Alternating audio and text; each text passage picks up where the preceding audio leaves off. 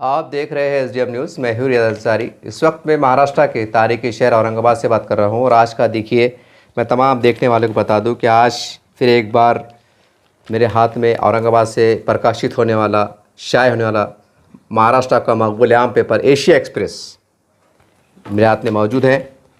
आज इतवार का दिन है, 11 मई है। आज संडे एडिशन है और इसके फ्रंट पे देखिए, एक कोने पे, एक फ्रंट पे, एक कहने को बहुत छोटी न्यूज़ है। फ्रंट पे इस पर कोई शक नहीं है, लेकिन छोटी बैनर पे और उस पर लिखा हुआ है, देखिए, मशरक़ी यूपी में मदारिस पर क्रैकडाउन, 150 से ज़ायद पर लगा ताला, हर तरफ सन्नाटा। ये इसकी इससे पहले भी मैंने इस पर एक तबसरा किया था। एक रिमाइंड के तौर पर, एक याद दहानी के तौर पर मैं वीडियो फिर एक बार बना रहा हूँ कि देखिए, नेपाल के सरहद से जो करीब ज़िले हैं जिसमें 150 से ज़ायद गैर क़ानूनी मदारिस के ख़िलाफ़ कार्रवाई की गई है और कई मदारिस गैर क़ानूनी पाए गए और उन्हें मेस्मार कर दिया गया, यानी कि ऊपर बुलडोज़र चढ़ा दिया गया, उसको पूरी तरह से तोड़ दिया गया और कई मदारिस की जो तजावीज़ से गैर क़ानूनी उसको भी हटा दिया गया। और इसमें ख़ास बात ये भी है, देखिए, कि कई मज़हबी मकामात को नोटिस दिया गया। 5 मज़ार पे कार्रवाई की गई, जबकि मज़ार दरगाह शरीफ आमतौर से जो है तो क़दीम होती है, ये ख़ास बात है। और दरगाह जो होती है आमतौर से वो नहीं होती, लेकिन बहरहाल इसके ऊपर भी वो की गई। और कुछ ईदगाहों के ऊपर भी जो है तो इन्होंने जो है तो नोटिस दिया है। ये न्यूज़ आ रही, देखिए। तो मशरक़ी यूपी की न्यूज़ है ये। और मदारिस पे जो है तो 150 मदारिस पे जो है तो ताला लगा दिया गया है। और सभी को पता है कि ख़ासकर मुसलमानों के ज़िम्मेदारों को पता है कि मदारिस की कितनी अहमियत है। मदारिस में अक्सर समाज के दबे कुचले, गरीब, यतीम, गरीब के बच्चे पढ़ते हैं और ये जब मदद से चलते हैं, ये मुसलमानों की जो अपनी ज़कात, इमदाद, सदका, खैरात से चलते हैं। और ये सदक़े खैरात से ही जो है तो ये इमारतें बनाई जाती हैं। किसको 5 लाख लगते हैं, किसको 10 लाख लगते हैं, 115 लाख लगते हैं। और वो सदक़े खैरात से ही जो है तो 10-15 जो टीचर्स होते हैं, वो पढ़ाने वाले, उनको तनख्वाह दी जाती है। यानी कि पूरा ये बोझ कहने के मुसलमान संभालते हैं, मदद के ज़रिए, इमदाद के ज़रिए। हालांकि होना तो ये चाहिए कि समाज में जो लिखने पढ़ने वाले बच्चे हैं, आबादी के हिसाब से, सहूलत के हिसाब से, सरकार की पहली प्राथमिकता होना चाहिए। चाहे कोई भी समाज हो, मैं खाली मुसलमान की बात नहीं करूँगा। अगर दलित है, आदिवासी है, हिंदू है, जो भी है, अगर बस्ती है, वहाँ अगर स्कूल नहीं है, तो होना तो ये चाहिए कि वहाँ की कम्युनिटी ने अगर 100 लोगों ने अगर एप्लीकेशन दिए तो 24 घंटे में जो है तो वहाँ पर स्कूल और कॉलेज की मंजूरी मिल जाना चाहिए। अगर वहाँ ज़मीन नहीं है तो सरकार ने देना चाहिए। होना तो ये चाहिए, क्योंकि रोटी, कपड़ा, मकान देना सरकार की जवाबदारी है, रोज़गार देना भी सरकार की जवाबदारी है, और तालीम भी देना सरकार की जवाबदारी है, गरीबों के लिए ख़ास तौर से। और जो पैसे वाले तो खैर उनको छोड़ दीजिए। तो बोलने मतलब ये कहने की सरकार की जवाबदारी थी। अब चलो खैर, अब जो भी हालात रहे, जैसे भी रहे, जैसे भी हुआ, क्या नहीं हुआ, वहाँ के मुकामी लोगों को मालूम, वहाँ के ज़िम्मेदारों को मालूम। तो बहरहाल इसमें लफ्ज़ बार बार आ रहा है कि गैर क़ानूनी। अब सवाल यह है कि हिंदुस्तान में गैर क़ानूनी क्या नहीं चल रहा है। मैं इसकी तरफदारी नहीं कर रहा हूँ, पहले वजाहत कर दूँ कि हम हर गैर क़ानूनी काम की निंदा करते हैं और गैर क़ानूनी काम का समर्थन नहीं करते हैं। लेकिन फिर भी अखबार में देखने को मिलता है कि गैर क़ानूनी कारोबार चलते हैं। पता नहीं गैर क़ानूनी मतलब कैसे मतलब नशा की चीज़ है, क्या दारू के अड्डे पूरे देश में कहने के देखते अलग अलग चलते हैं। जो भी कैसा चलते हैं, क्या चलते हैं, सरकार को पता है। जबकि उससे समाज को नुकसान पहुंचता है, उससे देश को नुकसान पहुंचता है। कैसे हत्या हो जाती है, कैसे जहरीली शराब पीने से, हमने सबसे पहले अखबारों में देखा कई साल पहले कि जहरीली शराब पीने से कई लोग मर गए, मजदूर मर गए, सब मर गए। मतलब ये होता है। दूसरी तरफ हम अखबार में ये भी देखते हैं, अक्सर एक बात देखने में आती, देखिए, कि जेलों में जो कैद रहते हैं, कैदी जो जिसको 5 साल हो जाते हैं, 10 साल हो जाते हैं, जो भयानक जुर्म के अंदर जाते हैं, सरकार ने एक कानून ऐसा निकाला है, एक सहूलत निकाली है कि कैदियों को पढ़ाने की सहूलत, कि जो जेल में कैद है उनको आप पढ़ सकते हैं। और जो किसी वजह से मुजरिम बन गए, उनको सुधरने का मौका दिया जाता है।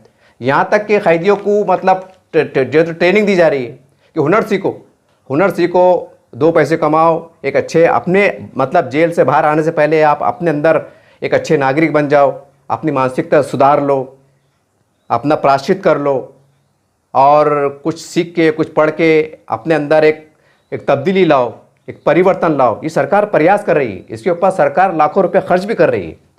कितनी सोचने वाली बात है कि जो जेल में जाते हैं, सरकार उनका ध्यान कर रही है कि आप जेल में आ गए हैं, आपको हम पढ़ाने वाले हैं, सरकार उसके पास खर्च करती है, उनको सुधरने का मौका दिया जाता है। किसी अगर बहुत चाल चलन अच्छे हो तो वक्त से पहले छोड़ भी दिया जाता है। एक सरकारी जो कायदे होते हैं कानून के अंतर्गत, ये भी हम देखते हैं। दूसरी तरफ हम ये भी देखते हैं कि खासकर महाराष्ट्र में कई बार देखने को आती है कि जो गैर कानूनी बस्तियाँ होती हैं, जहाँ पर हज़ारों लोग मतलब बच जाते हैं, सरकार की ज़मीन होती है, उसके ऊपर बहुत कार्रवाई होती है, जनता और सरकार आमने सामने होती है, कई बार प्रशासन जनता आमने सामने होती है, वो मामला कोर्ट में जाता है, फिर सहानुभूति के तौर पर जो है तो मंत्रालय में, विधानसभा में मीटिंग होती है, कुछ लीडरों से मतलब बातचीत होती है, कुछ बीच का रास्ता निकाला जाता है। उस गैर कानूनी बस्तियों को जो है तो अच्छे अंदाज से उनको जो है तो कुछ शर्तों के साथ, कुछ कानून कायदे लगा कर उनको लीगलाइज़ किया जाता है और उनको भी कहने के जीने का एक अवसर फ्राहम किया जाता है कि आप इंसान हैं, मानव हैं, आपको भी जीने का अधिकार है, आपको भी रहने का अधिकार है। ऐसे कई हम देखते हैं महाराष्ट्र में कई बार देश में होते हैं, ये होता है। और सोचने वाली बात है कि मदारिस ये भी तो कहने का मानवता के काम कर रहे हैं ना। इतना है कि मदरसे में ज़्यादातर मतलब 100% मुसलमान के बच्चे पढ़ते हैं, तो करके शायद वो खटकते हैं। शायद ये वजह हो सकती है ना। तो आखिर क्या वजह है कि जेलों के अंदर बंद कैदियों को जो है तो राहत दी जाती है, उनको सुधरने का मौका दिया जाता है, उनको वार्निंग दी जाती है, उनको पढ़ाया जाता है, उनकी परीक्षा ली जाती है, जिनके चाल चलन अच्छे उनको छोड़ भी दिया जाता है। यानी कि जेलों में जाने के बाद उनको सुधरने का मौका दिया जाता है। अब ठीक है, अगर किसी वजह से अगर इन्होंने कुछ और उस टाइम की सरकार का लचकदार रवैया बोलो, या सादगी बोलो, भोलापन बोलो, अपने मातृ ज़मीन से प्यार करते बोलो, या एक दिल में रहता कि हमारे पूर्वजों ने देश को छुड़ाया है, देश के लिए बलिदान दिया है, जितना अधिकार हमारा भी है, हम बेघर है, हम लावारिस लोग हैं, सरकारी ज़मीन है, तो कहीं ना कहीं हमारा भी नैतिक तौर पर एक अधिकार है, क्योंकि रोटी कपड़ा मकान देना सरकार की जवाबदारी है, एक कानूनी हिसाब से अगर देखा जाए तो। अब जाहिर सी बात है, किसी न किसी वहाँ के आमदार बोलो, सरपंच बोलो, वहाँ के जो मुकामी लोग बोलो, कुछ ना कुछ तो बात हुई होंगी। ऐसा तो नहीं होगा रात के अंधेरे में ला के बिल्डिंग खड़े कर दी, दीवार खड़े कर दी, ऐसा तो नहीं होगा। कुछ ना कुछ सहानुभूति के तौर पर बोलो, क्योंकि मदरसे है ना, शराब के अड्डे रहते, जुए के अड्डे रहते, आतंकवादी के अड्डे रहते, तो कह सकते थे कि सरकार ने तत्काल में तोड़ देना चाहिए और जो चलाने वाले उनके ऊपर कड़ी कार्रवाई करना चाहिए। हमने देखा भी हालिया जंग के अंदर इंडिया पाकिस्तान में कि पूरा देश का 25 करोड़ मुसलमान सरकार के साथ खड़ा हो नजर आया। बता दिया है मुसलमानों ने कि ये होती है देशभक्ति, ये होती है देश प्रेम। बता दिया है कि एक, खैर उसमें तो हिंदू मुस्लिम नहीं होना चाहिए, लेकिन फिर भी मजबूरी में बोलना पड़ा है कि एक मुस्लिम समाज की बच्ची बेटी देश को उन्होंने लीड किया, विंग कमांडर महिला। बहुत बड़ी बात है, बहुत बड़ी बात है। एक समाज को संदेश चला गया है कि इस देश में अंदर कोई हिंदू मुस्लिम नहीं कर सकता, ये संदेश गया है। मैं हिंदू मुस्लिम की बात नहीं कर रहा हूँ, लेकिन संदेश गया है कि ये देश सब मिलकर चलाते हैं, एक संदेश गया है। चलिए मैं आ जाता हूँ असली विषय की तरफ कि देखिए, ठीक है, अगर मान लो थोड़ी देर के वास्ते कि थोड़ा उन्होंने अगर परमिशन नहीं लिए होंगे, ये सरकार की ज़मीन होंगी, तो सवाल ये सरकार को ये भी सोचना चाहिए ना कि वहाँ उन्होंने अगर बनाया है तो वहाँ क्या बनाया है, कि जुए के अड्डे चल रहे थे, क्या चल रहा था, कि शराब के अड्डे चल रहे थे, क्या चल रहा था, एक बच्चे को पढ़ा रहे थे। ठीक है, आपने एक सहानुभूति के तौर पर, क्योंकि आपकी जवाबदारी थी कि बच्चे को पढ़ाएं, लिखाएं, अच्छे नागरिक बनाएं। आज जो बच्चे पढ़ेंगे नहीं, लिखेंगे नहीं, वो क्राइम की तरफ जाएंगे तो समाज के भी दुश्मन बन जाते हैं, टाइम आने पे देश के भी दुश्मन बन जाते हैं, इंसानियत दुश्मन बन जाते हैं, चाहे कोई भी धर्म समाज के रहो। जो मुजरिम बन जाते हैं, जो मतलब इंसानियत का दामन छोड़ देते हैं, तो जाहिर सी बात है फिर वो ना अपने समाज के रहते हैं, ना धर्म के रहते हैं, ना देश के रहते हैं, ना माँ बाप के रहते हैं, ना काय के रहते हैं। लेकिन ये बच्चे कहने के मदरसे के अंदर पढ़कर जो है एक अच्छे नागरिक बन रहे हैं, एक सच्चा मुसलमान बन रहा है, एक बुराई से दूर रह रहा है, बुराई की तरफ बुराई से उसको बचाया जा रहा है, उसको एक अच्छी प्रेरणा दी जा रही है, अच्छे विचार दिए जा रहे हैं, ताकि वो समाज में निकलने के बाद जो है तो 2 पैसे मेहनत से कमाए खाए, एक समाज का अंग बन के जिए, समाज को लेके चले, देश के साथ चले। उनको एक देशभक्ति की तालीम भी दी जाती है, मुहब्बे वतन सिखाया जाता है, देश से मोहब्बत करना ईमान का हिस्सा, ये मदरसे में पढ़ाया जाता है। ये सरकार को सोचना चाहिए, लेकिन अफसोस के इसके ऊपर नहीं हो रहा है। तो ये वीडियो बनाने का मकसद ये है कि देखिए वो क्या हो रहा है, क्या नहीं हो रहा है। सरकार की अपनी जवाबदारी है, जिम्मेदारी है, क्योंकि जाहिर सी बात है वो सरहदी इलाके है। तो मैंने इससे पहले वीडियो में बताया था कि जहाँ भी जैसे मदरसे खुलते हैं तो वहाँ पर कहीं ना कहीं 10 किलोमीटर 20 किलोमीटर पर कई मुसलमानों की आबादियाँ होती हैं, झोपड़पट्टियाँ होती है, छोटे मोटे गाँव होते हैं, और वहीं आसपास में जो है तो मदरसे बनाए जाते हैं। ज़्यादातर 99% देखने में आता है। कभी ऐसा देखने में नहीं आता कि भाई एक मतलब कोई आबादी नहीं है, कोई वहाँ से मुसलमानों की आबादी नहीं है, या हमारे हिंदू भाइयों की आबादी है, हिंदू भाइयों की आबादी मदरसे खुले जा रहे हैं, ऐसा नहीं होता है। बल्कि एक मिली जुली आबादी हो, जहाँ पर हिंदू हो, मुसलमान हो, हमारे साथ दलित समाज सब मिल के रहते हैं, या तो मिली जुली आबादी के बीच में मनाया जाता है, या ज़्यादातर जो तो ऐसी आबादी से सटीक मनाया जाता है कि जहाँ पर जो तो मुस्लिम समाज के बस्तियाँ हैं, गाँव हैं, छोटे मोटे शहर है, जो भी है, ताकि वहाँ के आने जाने में आसानी हो सके। ये एक नेचुरल बात है, ये एक साफ़ सुथरी क्लियर टटल बात है। अब सवाल ये है कि ये देखिए न्यूज़ के अंदर तो आया है कि भाई 150 से ज़ायद मदरसे पर ताला लगा है। अब इसके अंदर वो मुसलमान लीडरों पे बहुत बड़ा सवाल खड़े होता है। वो मुसलमान लीडर, सभी मुसलमान लीडर जो पार्लियामेंट के अंदर, जो विधानसभा के अंदर मॉब लिंचिंग होने पर आवाज़ उठाते हैं। हमने देखा इससे पहले कि कई बार मॉब लिंचिंग हुई, कई जो है तो गायवंश के नाम पे मारा गया, जो भी करा गया उसके ऊपर केस हुआ, कानूनी केस भी हुआ, कानून ने अपना काम भी किया, वो सारी बातें सही है। लेकिन मॉब लिंचिंग के नाम पर पार्लियामेंट को हिला दिया गया, ये रिकॉर्ड पे है। मॉब लिंचिंग के नाम पर जो है तो सरकार को घेरा गया और इतना बड़ा अजीम नुकसान बताया गया कि देखो मुसलमानों को मारा जा रहा है, बीजेपी सरकार क्या कर रही है, ये ऐसा हो रहा है, ये वैसा हो रहा है। विधानसभा के अंदर ये आवाज़ गूंज रही है, कई भाषणों में वो उसको उठाया गया है कि भाई गोश्त रखने पे मारा गया, ये करना गया, आरोप लगे, ये करे। यानी एक बोलने का मतलब ये है कि एक मॉब लिंचिंग में क्या होता है, एक या दो आदमी बंदा होता है, जो भी मुसलमान होता है, उसको जिस तरह से कुछ मुट्ठी भर लोग, समाज दुश्मन लोग, जो है तो जो अमन के दुश्मन है, वो कहने का एक गैर कानून के अपने हाथ में लेते हैं और इस तरह से मार के हत्या कर देते हैं, जैसा हमने इससे पहले देखा। मैं उसके आधार पर कह रहा हूँ। अब सवाल ये है कि एक मामले जो होती है तो आपको दर्द सताता है, पार्लियामेंट में आवाज़ उठती है, मीडिया से बात करते हैं, पूरे नेशनल इंटरनेशनल मतलब नेशनल मीडिया को बुला लिया जाता है, धुएंधार लच्छेदार भाषण होते हैं, ऐसा लगता है कि 25 करोड़ का दर्द इन्हीं के सीने में धड़क रहा है और बाकी सब मुसलमान बेवकूफ़ है, ऐसा लगता है। इससे पहले ऐसा हो चुका है। अरे भाई ये 150 मदरसे को ताला लग रहा है, बुलडोजर चल रहा है, तो आज आपको नहीं लग रहा कि आप मुसलमान हैं? क्या मुसलमान लीडर है? आपको नहीं लग रहा है ऐसा? अरे वो बहुत बड़ा वो थोड़ी हो।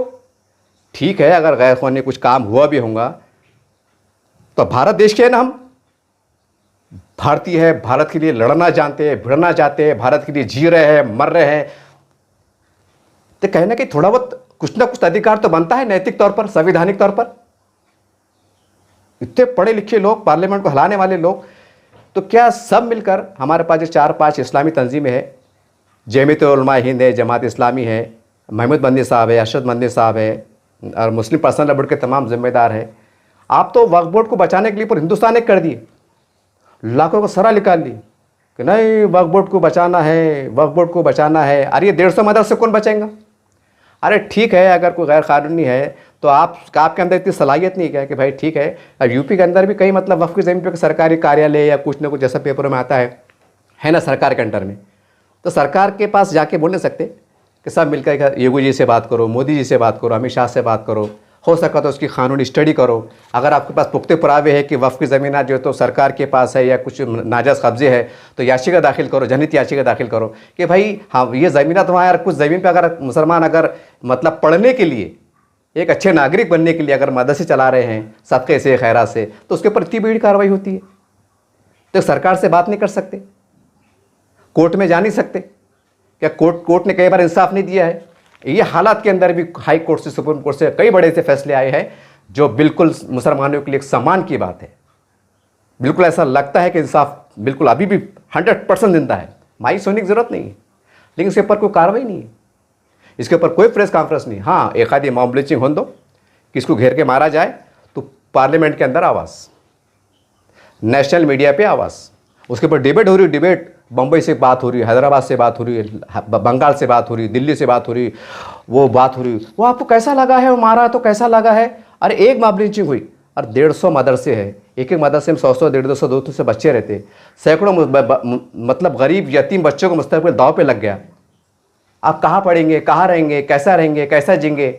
हाँ, उनको कौन है, वहाँ के भी ठिकाना था, खा रहे थे, पी रहे थे, अच्छे नागरिक बन रहे थे। अब ये समाज के अंदर कोई इनको प्रोत्साहन नहीं रहेगा, नहीं पढ़ेंगे, नहीं पीलेंगे, ऐसी जानवर तक फिर जाएंगे, फिर वे नागरिक बिगड़ जाएंगे, वो खुद अपने आप के दुश्मन बन जाएंगे। उसको जिम्मेदार कौन रहेगा? फिर कोई ना कोई तो जिम्मेदारी लेंगे ना इसकी कि समाज के बड़े लेंगे, कि सरकार लेंगे, कि प्रशासन लेंगा, कि स्थानिक लोग लेंगे? कौन लेंगे इसको? कोई ना कोई तो जिम्मेदार लेना पड़ेंगे, क्योंकि यही लोग जो अगर समाज के दुश्मन बन जाए, अगर कोई ऐसी हरकत करे तो फिर पूरा बवाल आता है, पूरा नेशनल मीडिया एक हो जाता है, लोग उस पर ताने कसते हैं, उस पर राजनीति करते हैं। और जब ये लोग बेसहारा हो जाते हैं, जब ये मानवता के लिए दुहार लगाते हैं, पुकार लगाते हैं, तो कोई सुनने वाला नहीं होता है, ना कोई मीडिया देखता है, ना कोई लीडर देखता है। सबसे शर्म से डूब मरने वाली बात तो ये है, सेकुलर लीडर को छोड़ दो, लेकिन जो मुसलमान के बड़े बड़े लीडर हैं उनको तौफीक नहीं होती है कि सरकार से बात करें।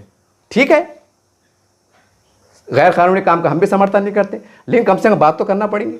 लेकिन नहीं, आपने कसम खा ली है कि बीजेपी मुसलमानों के दुश्मन है, योगी जी मुसलमानों के दुश्मन है, हम उनके पास नहीं जाएंगे, हम अपनी गंदी राजनीति चलेंगे। आपने कसम खा के बैठे हुए, जबकि आपको एहसास होना चाहिए कि योगी आदित्यनाथ मुख्यमंत्री है, मोदी जी प्रधानमंत्री है, बीजेपी की कई रियासतों में उनकी सरकारें हैं, लॉ एंड ऑर्डर को कमांड करने वाले हैं, लॉ एंड ऑर्डर को लीड करने वाले हैं। वो चाहे तो बहुत कुछ कर सकते हैं, बहुत कुछ कर सकते हैं। अभी कार्रवाई हो रही तो प्रशासकीय अधिकारी तो नहीं कर रहे होंगे, बड़े लेवल पर आदेश आ रहे होंगे, कुछ खत खिताबात हो रही होंगी, कुछ जांच हो रही होंगी, कुछ बात हो रही होंगी, कुछ रिपोर्टें आ रही होंगी, कुछ रिपोर्टें जा रही होंगी, उसके ऊपर ही कार्रवाई हो रही होंगी ना। मतलब कहने का सरकार की निगरानी में, सरकार के दिशा निर्देश पे काम हो रहा होगा। ऐसा हवा में तो काम नहीं हो रहा है, कोई भी आ रहा है मदद से तोड़ दाड़। तो मतलब आप सरकार से अगर बात नहीं करेंगे, सरकार से अगर तुम दो टोक बात नहीं करेंगे, उसके मुलाकात नहीं करेंगे, तो कब करेंगे? आप नहीं करेंगे तो कब करेंगे? बस वही इलेक्शन में गंदी राजनीति चलेंगे कि वो हमारे दुश्मन है, ये हमारे दुश्मन है, और फिरका परस्त है, हमको गाड़ देंगे, इनको ऐसा कर देंगे, तोड़ देंगे। और बंद करो, नहीं बंद करो, गरीब मुसलमानों पर रहम करो। छोटे बाप की नहीं हो जा रही आप? ऐ मेरे तमाम मुस्लिम पर्सनल बुड के जिम्मेदार हो, अरे ठीक है आप नाकाम हो जाएंगे, मगर एक वफ़ बना के 20-25 का पैनल बना के मोदी जी से बात करो, योगी आदित्यनाथ से टाइम लो, आरएसएस के हमारे जो बड़े हैं, राष्ट्रीय अध्यक्ष हैं मोहन भागवत साहब है, उनसे बात करो, मुलाकात करो। ये लोग बड़े बड़े हैं, ये इनका असर रसूख है सरकारों पर, इनकी मध्यस्थ लो, इनकी मदद लो, ले सकते ना। मदर से है ना, और क्या बोलते हैं, मदद से दीन के खिले हैं। अरे बाप रे, मदद से दीन के खिले हैं। और अभी ये बुलडोजर चल रहे, ताले लग रहे, अब खिले याद नहीं आ रहे, आप खिले याद नहीं आ रहे, तो बंद करो ना फिर झूठे सच्चे बातें करना, बंद करो, बंद करो। एक माबलिन चिक के ऊपर तुम राजनीति करते, पार्लियामेंट मार उठाते, 150 मस्जिद 150 मदरसे पे ताले लग रहे, ये बुलडोजर चल रहे। हाँ, तो क्या है वो? सरकार को पूछो ना कि दारू के अड्डे है, कि वहाँ पर क्या क्या मतलब क्या पकड़े गए, कि राइफल पकड़े गए, कि हथियार पकड़े गए, कि क्या धंधे चढ़ रहे थे, कि देश के खिलाफ गतिविधियाँ चढ़ी थी। कुछ तो प्रेस के सामने लाओ ताकि मुसलमानों को कॉन्फिडेंस मिलेगा। हो यार, गलत बात है कि कोई भी मुसलमान देश के खिलाफ जा नहीं सकता। अगर कोई मुसलमान देश का गद्दार है तो मुसलमान खुद चाहेंगे कि उसको गोली मार दिया जाए। मुसलमान तो खुद देश के लिए जी रहा है, मर रहा है। लेकिन सवाल ये है, देश के लिए जी रहा है, मर रहा है, कि उसको इतना भी अधिकार नहीं कि वो चंदे से, खैरात से, भीख मांग के जो मदद से चल रहे हैं, उसके ऊपर भी तुम कार्रवाई करते, उसके ऊपर भी कार्रवाई करते। तो सरकार से अब ऐसे हालात में ये मुसलमानों की, खासकर मुस्लिम पर्सनल बोर्ड के लोगों की जिम्मेदारी है कि पूरे देश के अंदर आपने हंगामा बर्पा किया है, लाखों मुसलमानों को रोड पर उतारा है आपने, सरकार को हिलाने की ताकत का दावा कर रहे हैं, बहुत कुछ बात कर रहे हैं। तो क्या आपको एहसास नहीं होता, एहसास नहीं होता कि यूपी भारत के अंग है ना, कि विदेश का अंग है कुछ, कि जान दो भाई बांग्लादेश में हो रहा, श्रीलंका में, और अपने क्या करने का, वहाँ की सरकार देखेंगे, ये देखेंगे। हाँ, और यहाँ पर इसराइल पे, अपने फ़लस्तीन पे बम गिर रहे, तो पूरे हिंदुस्तान में जगह जगह मोर्चे, तेरा मेरा रिश्ता क्या, ला इलाहा इल्लल्लाह। अरे बाप रे, अरे जान देने की बात हो रही, सरकार को बोले जंग रोको, ये करो, वो करो, खून के आंसू बहाए जा रहे, ये सारे बहाए जा रहे। अरे भाई, ये भी जो मदरसे है, हर मदरसे में कोई ना कोई छोटी मोटी मस्जिद होती, वहाँ पर 5 टाइम की नमाज होती, ये होती। अरे मस्जिद का मर्तबा तो मस्जिद ही रहता ना, वो भी तो अल्लाह घर है ना। ठीक है, बैतुल मुक़द्दस क़िबला अव्वल का मर्तबा अलग है, सारी बात है, लेकिन ये भी मदरसे जहाँ 5 टाइम नमाज हो रही, कुरान की तिलावत हो रही, हाँ, अखलाक़ियात सिखाए जा रहे, नेक इंसान बनाया जा रहा, इसका कोई वैल्यू नहीं कि चुप चुप के है। ये बहुत तकलीफ़ हो रही कि इतने होने के बाद कोई प्रेस कॉन्फ्रेंस नहीं, कोई प्रेस कॉन्फ्रेंस नहीं, कोई मुसलमान का लीडर बोलने को तैयार नहीं कि भाई ये क्या हो रहा, क्या नहीं हो रहा। ठीक है, अगर ठीक है, अभी हम देखते हैं कई दंगों के अंदर, फिसाद के अंदर जो है, तो कोई मुसलमान के लोग पकड़े जाते हैं, नौजवान बच्चे पकड़े जाते हैं, उस पर इल्ज़ाम लगाया जाता है कि ये ऐसे है, ये इस इस्लामी संगठन से इनका आता, आतंकवाद से संगठन है, या IS से, दाइश से, कई ऐसा देखने में आए। तो उसके ऊपर हम ये भी देखते हैं कि जमीयत उलमा हिंद की तरफ से जो है तो सुप्रीम कोर्ट में केस लड़ा जाता है, 15-15, 10-10 साल केस लड़ा जाता है, लाखों रुपए लगाए जाते हैं। टाइम आने पे पूरे देश में चंदा होता है कि भाई मदद की, हम केस लड़ते हैं। कई तूफ़ान आते हैं तो वहाँ पर भी जो है तो चंदे से उनकी मदद की जाती है। आप अच्छा काम करते हैं, बुरी बात नहीं करते हैं। सवाल ये है कि जो 15-20 बच्चे अगर जेल में जाते हैं, जबकि वो 20 उनको छूटने को 20 साल लग जाते हैं, उनकी ज़िंदगी सड़ जाती है, वो बाहर आने के बाद के ना अपने काम के रहते हैं, ना बाल बच्चों काम के रहते हैं, कुछ काम के रहते नहीं, बस थोड़ी देर की ज़िंदगी रहते हैं, गल जाते हैं, बुढ़े हो जाते हैं और मर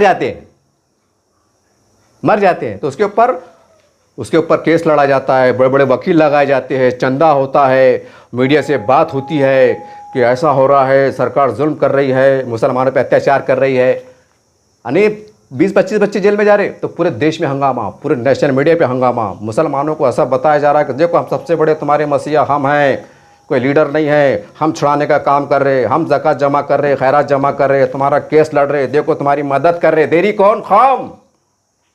जेब से नहीं दे रहे, कौम दे रही, कौम से लेके कौम को लगा रहे। अरे यहाँ जब तुमको कौम का दर्द सता रहा तो 150 मदरसे पे कार्रवाई हो रही, कई बिल्डर चल रहे, यहाँ नहीं जाते कोर्ट में कि ठीक है भाई कोई बात नहीं, हमको छूट तो दो। क्या भारत के नागरिक नहीं? क्या हमारा अधिकार नहीं?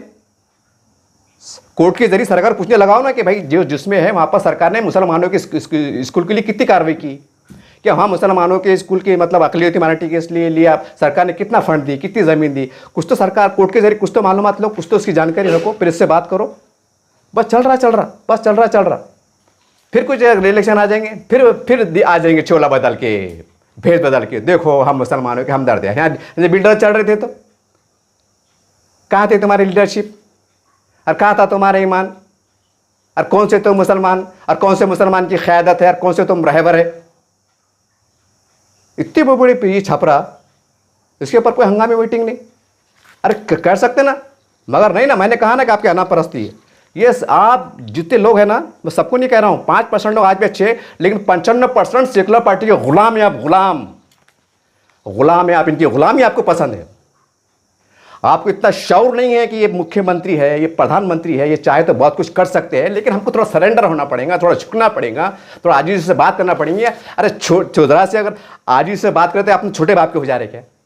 सरकार में है ना वो, जो सरकार में है तुम उनके पास जा रहे भी नहीं, मांग रहे भी नहीं, कर रहे नहीं, और जिनके हाथ में कुछ भी नहीं है, और जिन्होंने तुमको सब पोस्ट के यूज़ करके फेंके हुए, यूज़ एंड थ्रो करके फेंके हुए, तो उनके बड़े जिंदाबाद मुर्दाबाद। अरे कैसे बड़े हो तुम? शर्म से डूब मरने वाली बात है कि मदरसे पे कार्रवाई चल रही है और तुमको ज़रा भी एहसास नहीं है। अरे ठीक है कार्रवाई हो जाएंगे, कम से कम ये तो बोलेंगे कि नहीं यार बचाने की कोशिश किए थे, केस लड़े थे, ऐसा हुआ था, वैसा हुआ था, है ना? इतने ज़राए हैं। अरे ठीक है, कुछ तो बात कर सकते, सरकार को कॉन्फिडेंस में लेके बात कर सकते ना। जब देश पर संकट आता है तो अमित शाह साहब, आदरणीय हमारे गृह मंत्री साहब देश के, अमित शाह साहब को फ़ोन करते। वो विषय अलग है, लेकिन आपको मैं एग्जाम्पल देने की कोशिश कर रहा है कि साहब आओ देश संकट में, आओ मिल बैठ के जो है तो देश को कैसा संकट से निकालना है, हम देश के लिए क्या कर सकते हैं।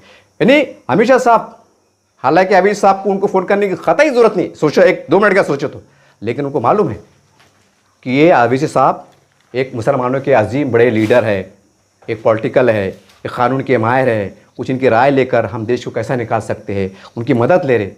पॉलिटिकल लेवल पे बोलो, जैसा भी है वो, जो भी अंदरूनी बात होंगी। हाँ, तो क्या असदुद्दीन अवीद साहब एक 10-12 लोग लेके जा नहीं सकते कि साहब ये थोड़ा ये कार्रवाई को रोको आप? ठीक है, अगर कुछ बात है, कुछ ज़मीन का मसला है, तो मुसलमान उसका जो कानूनी चौसे चार्ज भरने को तैयार है। पहली बार तो आप दया माया करो, आप बोलते ना सबका साथ सबका विकास, ठीक है।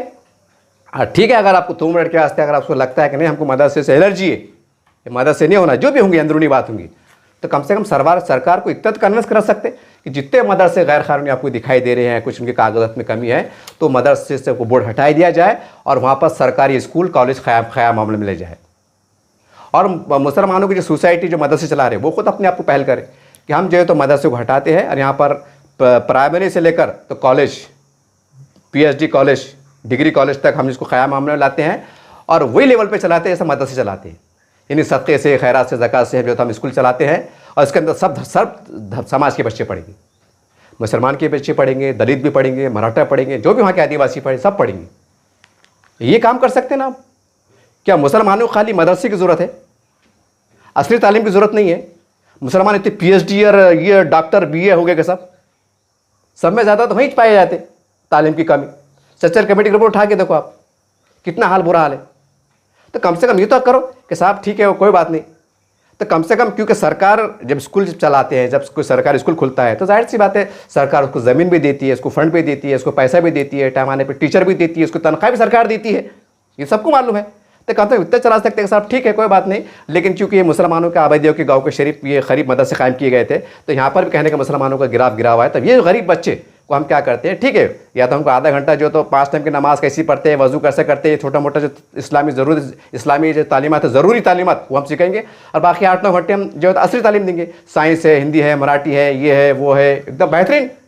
यहाँ से बच्चे डॉक्टर बनेंगे, इंजीनियर बनेंगे, साइंटिस्ट बनेंगे, देश का नाम रोशन करेंगे, समाज का नाम रोशन करेंगे, माँ बाप का नाम रोशन करेंगे। ये भी तो कर सकते ना, बिल्लो चलने से बच जाता, मुसलमानों के दिल टूटने से बच जाते।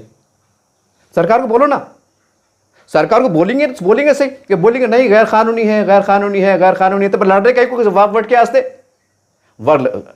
सरकार बोल रही नहीं सरकार की ज़मीन है, छोड़ दो। फिर जब जैसा वो गैर कानूनी है, इसका मतलब क्या है कि आपको मालूम है कि नहीं ये सरकार कदम सही उठा रही, सरकार ने जो बोली सही बोली। तो सरकार तो ये भी बोल रही कि वक्फ की ज़मीन तुम्हारे बाप की नहीं है, हमारी ज़मीन नहीं है, ये सरकार की ज़मीन है, तुम कब्जा करके बैठे हो। तो कुछ बढ़ जाओ, वजू पढ़ो और घर में नमाज़ पढ़ना शुरू करो, कई करोड़ पे आ रहे। बोलने का मतलब ये आ रहा है कि मैं ये नहीं कह रहा हूं कि आप गलत कर रहे हैं, कि आपकी गलत सोच है, अरे मगर इसके ऊपर तो कुछ लपकशाई करो, प्रेस कॉन्फ्रेंस लो ना बड़े लेवल पे, सरकार से बात करो ना। अगर हम बीजेपी पार्टी से बात जाएंगे, हमसे बात करेंगे, वो रास्ते खोलेंगे ना कि सेकुलर जो पार्टियां हैं बड़े हैं कि इन्होंने मुसलमान गुत्ता ले ली क्या कि हमारे माँ बाप है गए, ये भी वही है, ज़ुबान पे मीठे और अंदर खट्टे और अंदर कड़ू, सब दिख रहा। हमसे ज़्यादा आपको मालूम, हमको बोलने की जरूरत नहीं, हम तो हमारे सामने बच्चे हैं। लेकिन इसके बाद भी अगर तुम खामोश बैठे हुए हैं तो शक होता है कि तुम हाई कौन, फिर शक होता है। बोलने से भी गए गुजरे हो गए, जबान लड़खड़ा गई, हवा मारी गई, प्रेस कॉन्फ्रेंस नहीं ले सकते, मोदी जी जाके मिल नहीं सकते। अरे बताओ ना मीडिया पे कि हम मिलने को गए थे, भाई क्या होगा क्या नहीं, बता नहीं सकते। ये शिर्क है, बिद्दत है, हराम है कि देशद्रोही की बातें हैं, ये बंद करो ना। तो मुसलमानों की क़यादत के नाम पर ढंढोरा पीटना, ये नाटक करना बंद करो। जब तुम मदद से बेकार आवाज़ उठा सकते, हम ये नहीं बोले कि तुम बचाओ, अगर तुम चाहे ना बचा सकते, मत थोड़ा आना परस्ती बाजू रखना पड़ेगा, तो झुकना पड़ेगा, मसाले से काम लेना पड़ेगा, अपने आप को थोड़ा झुकना पड़ेगा। हो सकता है, बिल्कुल 1 लाख करोड़ टक्के हो सकता है। लेकिन तुम बोलेंगे नहीं हम बीजेपी के पास, अरे कम से कम दिखावा तो करो, कम से कम कोर्ट का रास्ता निकलता, कुछ कानूनी रास्ता निकलता। वहाँ की सूरत हाल क्या है, वक्फ की ज़मीन पे और कुछ मामले क्या है, सरकार बोले कि सरकारी ज़मीन है, वहाँ की ज़मीन पे क्या कब्जे है, किसकी है, उसकी यादी बनाई, कोर्ट में जाओ कि साहब हमारी वक्फ की ज़मीन पे जो तो मुसलमान महरूम है, और जहाँ सरकार की छुट्टी में ज़मीन पे अगर सरकार वो भी मदद से चला रहे, कोई गैर कानूनी कायदे नहीं कर रहे, तो हम पे इतने बेरहमी सुलूक, हमारे साथ ये सुलूक, कुछ तो रास्ता निकलेगा, कुछ तो रास्ता निकलेगा। और योगी जी मदद कर सकते हैं, लेकिन हमें थोड़ा हाथ बढ़ाना पड़ेगा, हमारे दिल पे बहुत बड़ा पत्थर रखना पड़ेगा। बाप बोलेंगे जनाब तुमको क्या समझ में आता, बीजेपी की चाल तुमको क्या मालूम, अरे ऐसा मालूम, अरे सबको मालूम, हमको मत सिखाओ आप, हमने भी बहुत पढ़ लिया। तुमको वली नहीं है, साहबा नहीं है तुम कि हम तुम्हारे से आगे नहीं आ सकते। याद रखो, अगर मुसलमानों से ऐसी मक्कारियाँ रही ना, अल्लाह निस्त नाबूद कर देगा। कम से कम आवाज़ उठाओ, आए पार्लियामेंट में माँ बोली के नाम पे धाड़ के बोलने वालों, अरे थोड़ी शर्म करो, डूब मरो कि 150 मदद से कार्रवाई होती है, तुम्हारे मुंह में लड्डू, अरे डूब आने वाली बात है। अल्लाह तुमको बेमौत मार दे, गरीब मुसलमानों की बदवाएं लगे तुमको। अल्लाह ताला बीजेपी से काम ले ले, वो मुसलमानों पर रहम करे।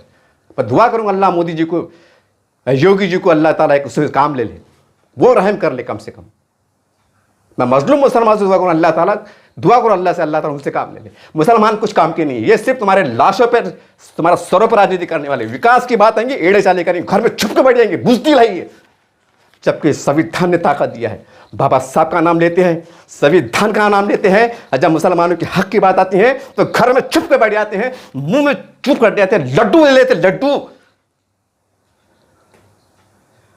शर्म से डूब बनने वाली बात है। इसके ऊपर कोई नहीं, पेपर में छप रहा है, एशिया एक्सप्रेस, फ्रंट पे न्यूज़, और किसी को नहीं, किसको एहसास नहीं। हाँ, अब जंग बंद होगी ना, शुक्र अल्हम्दुलिल्लाह।